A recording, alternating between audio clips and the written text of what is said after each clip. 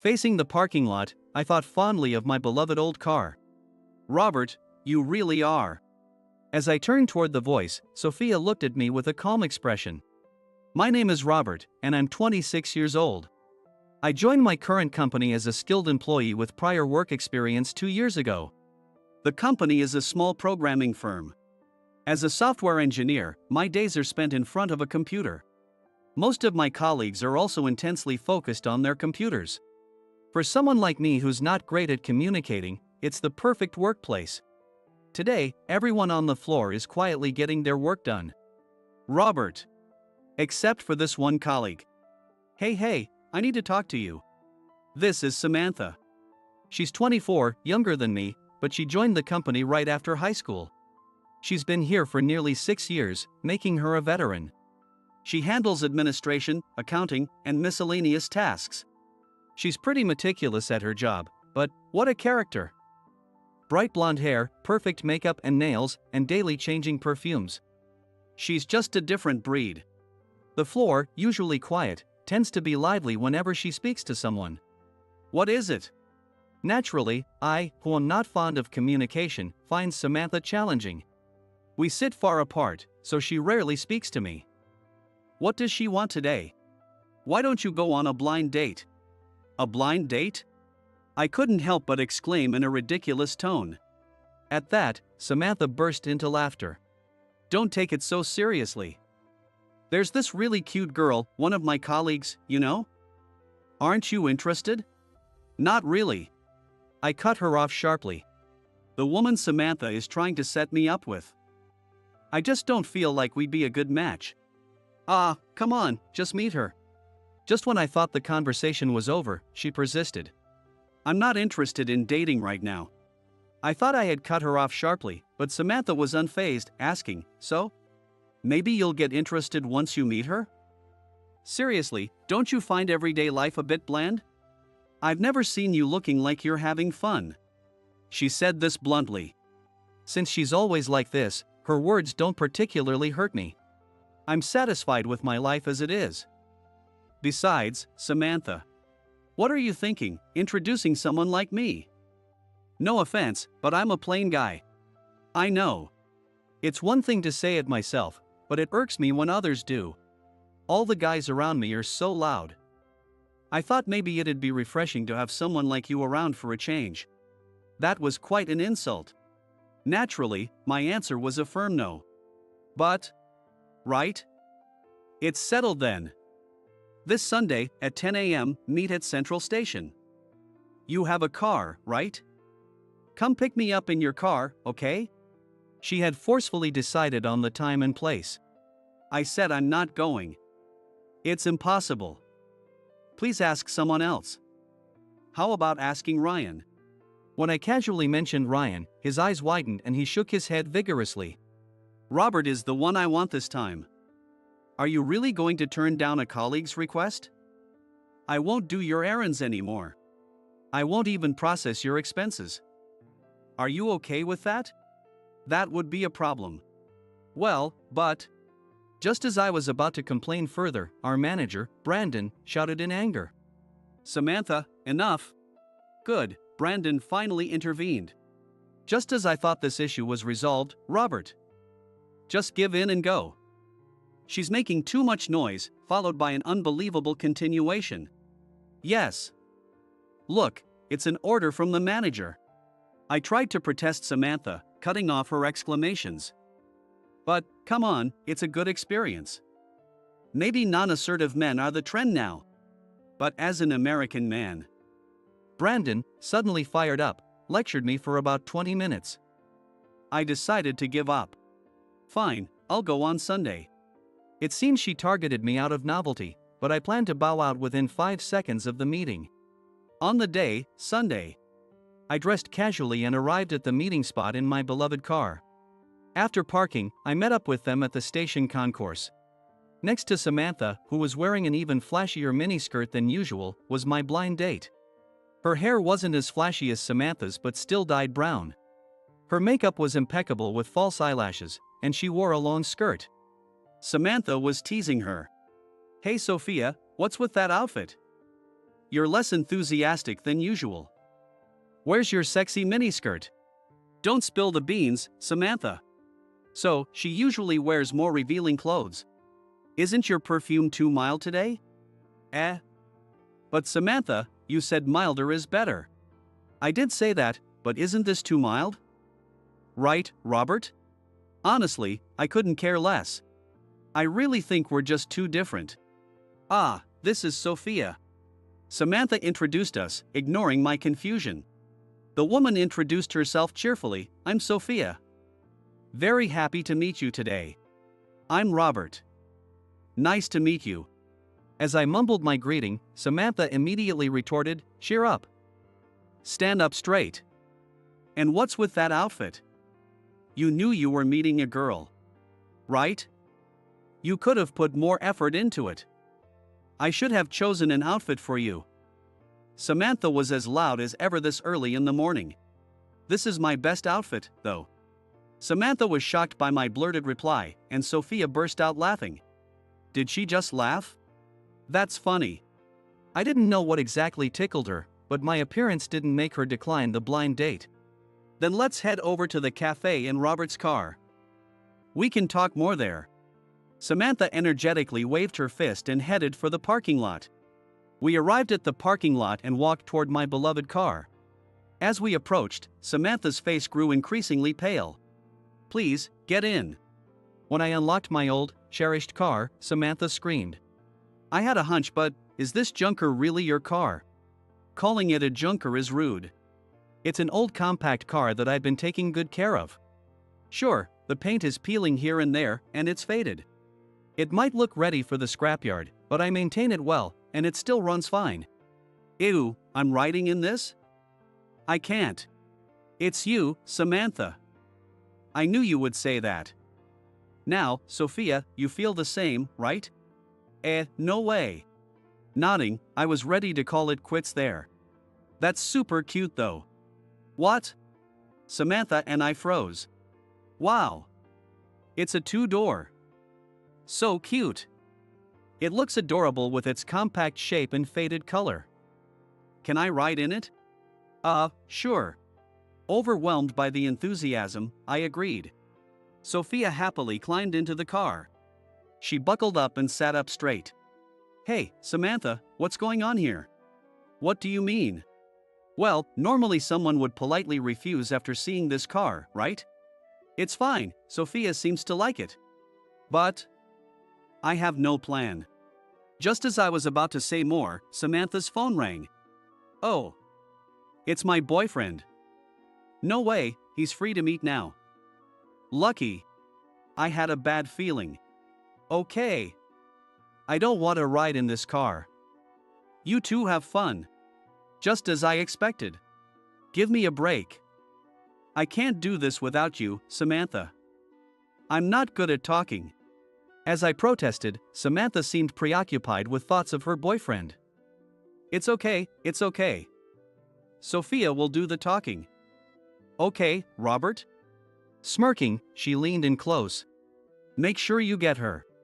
With that, Samantha vanished into the station concourse at the speed of light.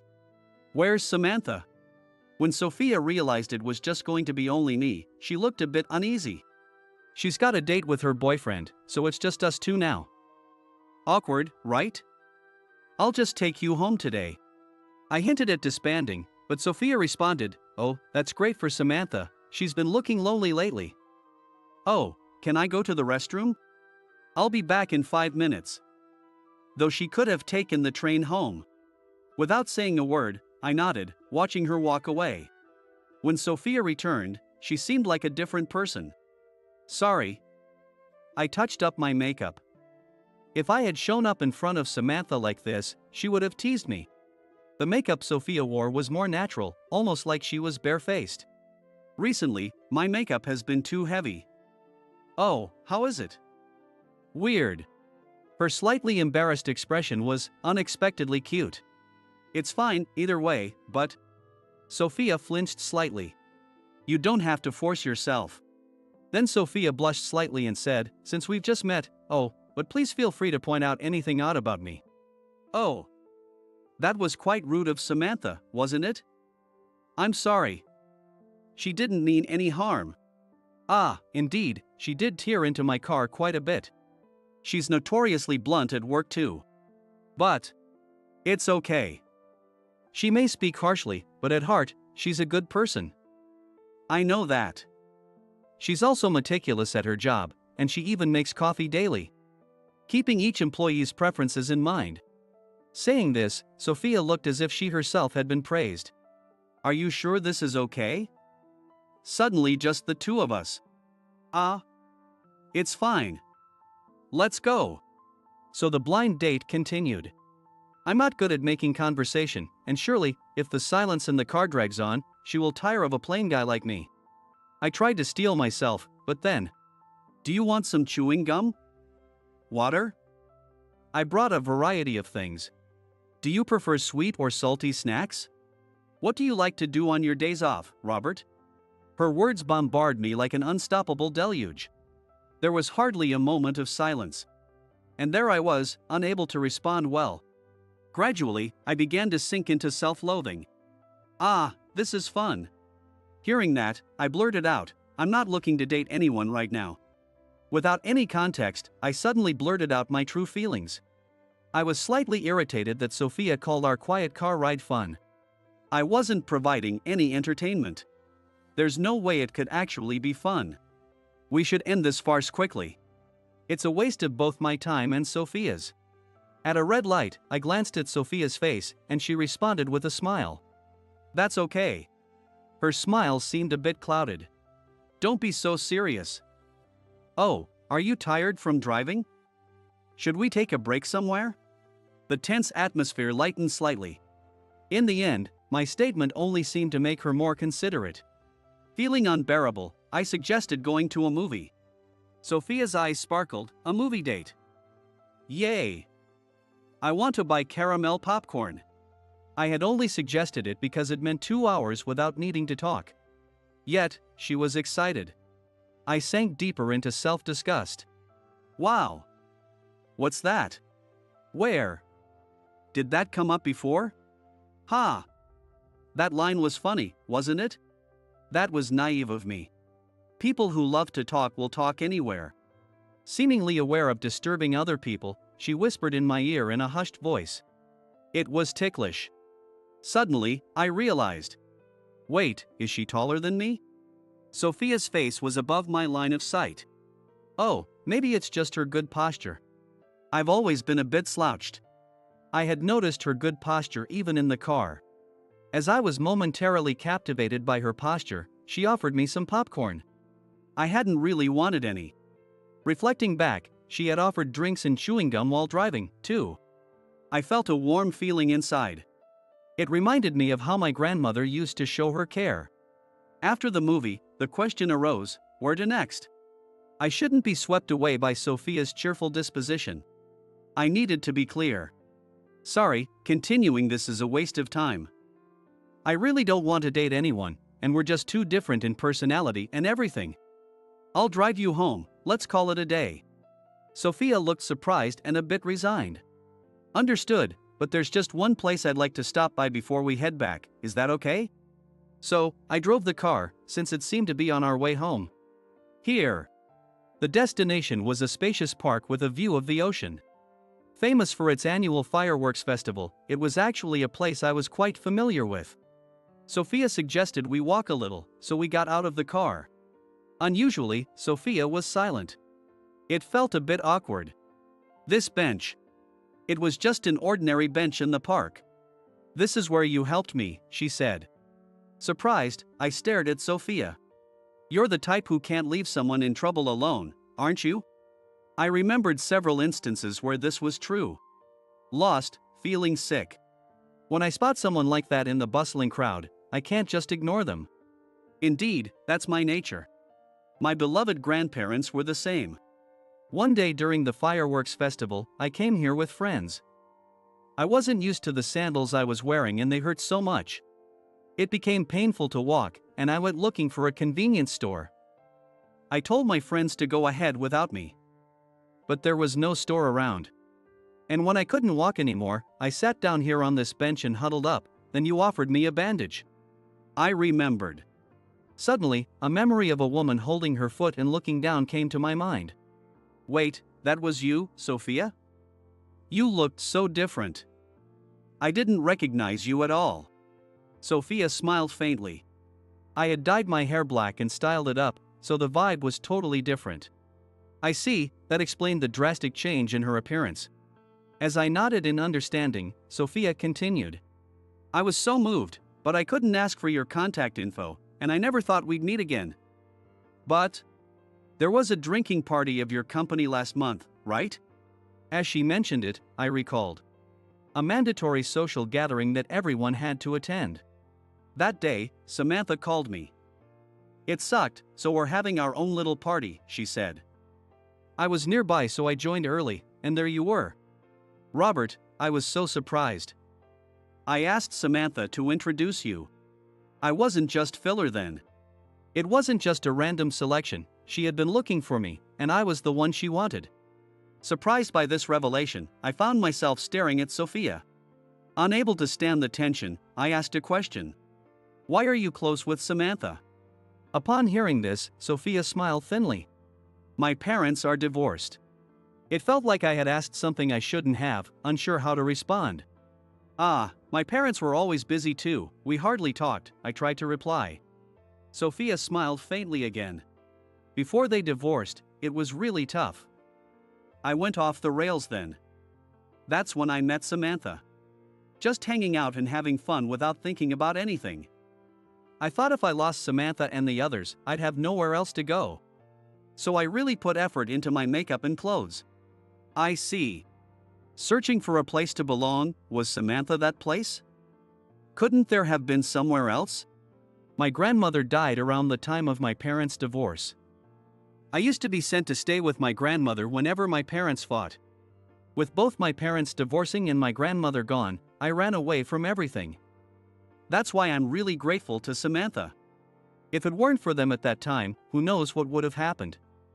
Oh, but I'm thinking of moving on from the makeup soon. If your grandmother saw this makeup, she'd faint, I teased. With that, she jumped up in a panic.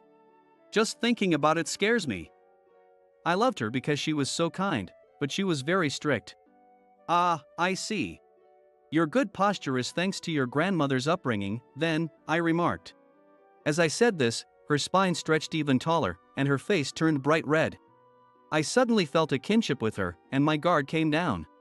My parents were always busy with work, too. It was pretty much my grandparents who raised me. I get it. Grandmothers are super strict but also incredibly kind. As I expressed empathy, Sophia's face lit up with joy. That car is actually a keepsake from my grandfather. He cherished it so much, and I wanted to keep it. I turned towards the parking lot, my thoughts lingering on my beloved old car. Robert, you really are. As I turned toward her voice, Sophia was facing me with a serene expression. You're a wonderful person. You care about your grandfather and you're kind. I blushed and looked down, embarrassed by her straightforward compliment. I want to wait until you like me back. I finally found you. I don't want to give up. Is there absolutely no chance? Honestly, my impression of her had changed considerably since we first met. For the better. Much better. But then, I suddenly remembered. The women who approached me during my student days. As soon as they realized I wasn't what they expected, they drifted away. Give me some time to think. That was all I could manage to say. Months later. Sorry for making you wait. I just couldn't tie this ribbon properly, does it look okay? Sophia twirled in front of me in her dress. It looks fine, but it might come undone if you move too much. Hearing this, she suddenly straightened her back, startled. I won't get too excited. But she gently took my hand. Is it okay if I hold your hand? She looked up at me with those big eyes. I was probably blushing all the way to my ears. Today was our fireworks date. At that same park where we had apparently first met. Yes, I had decided to date Sophia. After that day we parted ways. Sophia was persistent. She'd call or message whenever there was a chance. Somehow, she had managed to set up dates without me even realizing. Samantha kept teasing me, "Sophia has changed. Are you guys dating? Just date her already." Sophia had gradually become more herself around Samantha. I didn't need Samantha to tell me, but by that time I had fallen in love with Sophia, who I felt comfortable with. Sophia was talkative and cheerful. Of course, she never got upset even when I couldn't speak well. Recently, even the silences felt comfortable. That's why I was worried. Whether to let Sophia know everything about me as I truly am. After watching the fireworks, as we were moving through the crowd, Sophia noticeably slowed down. I looked down and saw that the tops of her feet were red. It seemed the straps of her sandals had rubbed her skin raw again. Unfortunately, I didn't have any band-aids with me today. Sophia was supposed to have brought some, but they were nowhere to be found, possibly dropped somewhere. It looked like it would be difficult to get her back to her apartment by train. Maybe this is a good opportunity. I muttered softly, and Sophia tilted her head in confusion. Feeling a sudden closeness, I suggested, "My place is nearby, should we go there?" Sophia reacted with exaggerated surprise. In the months we had been seeing each other, I had never once invited her over to my home. While I had stopped by her place a few times when dropping her off, I had never hosted her at mine. She seemed a bit sad about this. The reason I hesitated to invite her over. It was because... Wait, is this high-rise yours? That was the reason. Wait, you work at the same company as Samantha, right? How can you afford the rent here? I invited a stunned Sophia inside and tended to her feet. What did Samantha tell you about me? Sophia recounted as she remembered. Well, she said you were plain, serious, always brought your lunch, and seemed like you didn't have much money. She even wondered if I still wanted you. What a description. But that was fine. That was the kind of person I was striving to become. I am plain and serious, but my investments have done well, and I have a decent amount of money. Enough to buy a high-rise as a tax strategy. I explained. Sophia's eyes widened even more. Why didn't you tell me until now? She squeezed out a perfectly reasonable question. In one word, distrust. My parents were successful in business, remember? I told you they were always busy. That meant a lot of money was around. I don't live lavishly, but somehow people find out about such things. People would befriend me. And when they realized they couldn't get money out of me, they'd call me boring and exclude me. I went out with a girl because she said, "I like your kindness," and then she asked me for expensive brand name goods for her birthday and Christmas. I didn't have that kind of allowance. So when I refused, they'd call me lame and break up with me. Eventually, I realized they were only after my parents' money. And I couldn't trust anyone anymore, I confessed. Sophia looked like she was about to cry. What about your parents? They handed over their business and are enjoying their retirement abroad. Didn't you take over the business? A natural question. Maybe it was out of stubbornness. I didn't want to simply inherit my parents' success. It didn't suit me. I said awkwardly, looking down. The business was in trade, involving a lot of travel and socializing, which I found difficult. So, I thought I'd support my parents by learning about investments, helping them from behind the scenes. They probably knew I was struggling. They decided to hand the business over to someone else and told me to live freely.